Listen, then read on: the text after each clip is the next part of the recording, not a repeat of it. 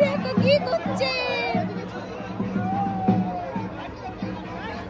কি অবস্থা দেখো। এই যে আমার ছোনো চলে এসছে মা, ধান চাষ করছে।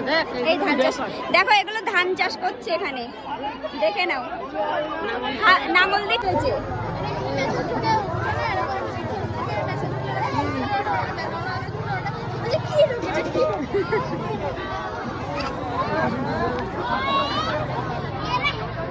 কি করছে?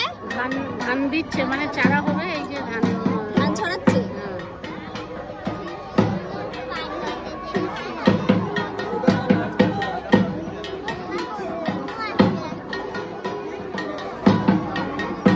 ধান ছড়াচ্ছে, তোমাদেরকে দেখালাম। এই ধান ছড়িয়ে তারপরে আবার অঙ্কুর বেরোবে, অনেক কিছু নিয়ম কারণ আছে, সবটাই দেখাবো, আস্তে আস্তে দেখতে থাকো।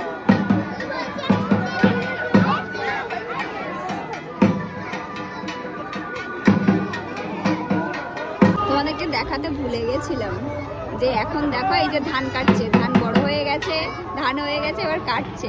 মানে যখন অঙ্কুরটা বেরায় তখন যে আবার সে অন্য জায়গায় নিয়ে পুঁতে দেয়, তখন পুঁতে দিয়েছে, সেটা দেখাতে ভুলে গেছিলাম। আর এখন ধান কাটা হয়ে গেল। এখন ধান কাটার পরে ধান বাঁধে না,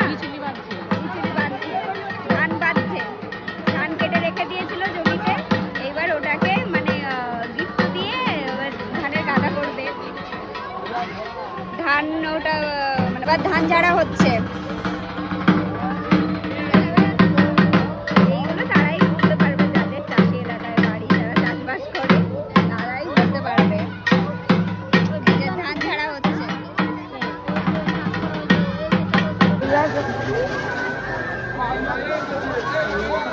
এইবার কাদামাটি করবে, চারিদিকে কাদা ছড়াছড়ি করবে।